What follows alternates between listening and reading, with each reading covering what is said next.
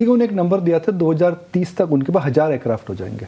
आपके 200 आ रहे हैं, इंडिगो के 1000 आ रहे हैं। हाँ। 1000 मतलब 1000 हो जाएंगे तो एग्जिस्टिंग के अंदर करीब 400-500 एयरक्राफ्ट आ जाएंगे। हाँ। उनके एयर इंडिया के भी नए एयरक्राफ्ट आ रहे हैं। तो कुल मिलाकर 5 से 7 साल में हिंदुस्तान में कितने एयरक्राफ्ट हो सकते हैं? करीब 1500, क्योंकि इंडिगो ने अभी बताया कि उनके 2030 तक 600 होंगे। अच्छा। हाँ, तो करीब 2030 तक हम लोग के 1200 1500, 2032 तक करीब 1500 क्या इंडिया 1500 एयरक्राफ्ट अब्सॉर्ब कर सकता है अगले 7 साल में? बिल्कुल। हम लोग के गवर्नमेंट ने बहुत एयरपोर्ट्स में इन्वेस्टमेंट की है। करीब 100 तो एयरपोर्ट बने हुए हैं। नवी मुंबई भी बन रहा है, जेवर भी बन रहा है। तो बिल्कुल 1500 एयरक्राफ्ट आसानी से अब्सॉर्ब कर लेंगे। नवी मुंबई एक बड़ा एयरपोर्ट है। मुंबई के बड़े शहर में एक नया एयरपोर्ट अगर आता है तो जाहिर सी बात है कि भाई पूरे एविएशन सेक्टर के लिए काफ़ी बड़ी बात है। तो पहले तो मैं जानना चाहूँगा कि अगली आकाशा की फ्लाइट के लिए क्या मुझे सांता क्रूज सार जाना पड़ेगा या नवी मुंबई के एयरपोर्ट पे जाना पड़ेगा? आपको चॉइस होगी, आप जहाँ जाएं। हम लोग के फ्लाइट छत्रपति शिवाजी महाराज अंतर्राष्ट्रीय एयरपोर्ट में भी होंगे और नवी मुंबई में भी होंगे। अच्छा, आप दोनों जगह? दोनों जगह। ऐसा नहीं कि इधर से जाके उधर आप चले जाएंगे? नहीं, दोनों जगह।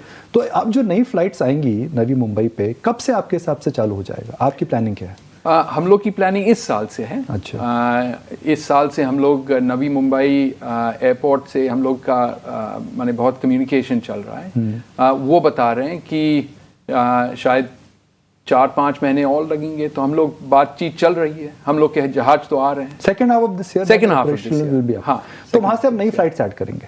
हाँ, बिल्कुल। तो अभी मुंबई से अभी कितनी फ्लाइट्स आती हैं? अभी से हम लोग की 27 फ्लाइट है मुंबई से। और नई एयरपोर्ट के बाद कितनी हो जाएंगी? वो तो अब 3-4 साल में 100 से ज्यादा। मतलब काफी बड़ा एक्सपेंशन आ सकता है। बहुत एक्सपेंशन। तो नवी मुंबई एयरपोर्ट पूरी एयरलाइन इंडस्ट्री के लिए 4 से 5% बिजनेस बढ़ा सकता है फिर तो अंदाजन? हाँ, क्योंकि नवी मुंबई में उनका प्लान है कि करीब 80 मिलियन पैसेंजर्स। कुंभ के अंदर एयरलाइंस के लिए जो एक्सपीरियंस रहा, both in terms of taking the passengers and also in terms of making money, कहते हैं सब ने छप्पर फाड़ करके पैसा बनाया। Can I use that line, छप्पर फाड़ करके पैसा बनाया? देखिए, जब महाकुंभ के बारे में बात करते हैं तो महाकुंभ एक कल्चरल और रिलीजियस एक्सपीरियंस है। हाँ जी, हाँ जी। तो अच्छा नहीं लगता जब महाकुंभ के बारे में बात करते हैं तो पैसे के बारे में बात करते हैं। पर आप फ्री में थोड़ी फ्लाई कर रहे थे जी। नहीं, ये भी ठीक है, ये भी ठीक है। लेकिन देखिए, हम लोग बिजनेस है, पैसा बनाना है, लेकिन हम लोग देश की भी देखभाल करते हैं। नहीं, अगर हम लोग के फ्लाइट नहीं होते तो लोग कैसे जाते हैं? तो ये माने पैसा बनाना और लोग को एक जगह से दूसरी जगह लेना, ये बैलेंस हम लोग को करना। कई लोगों को मैं जानता हूँ जिन्हें 25-30 हजार की टिकटें ली हैं, तो उन्होंने तो पैसा गवाया है। पैसा तो एयरलाइन ने कमाया है। देखिए, थोड़ा तो पैसा कमाना है एयरलाइंस को। ये नहीं कि हम लोग मुफ्त में देते हैं। लेकिन हम लोग ने महाकुंभ के लिए एक्स्ट्रा फ्लाइट्स डाले।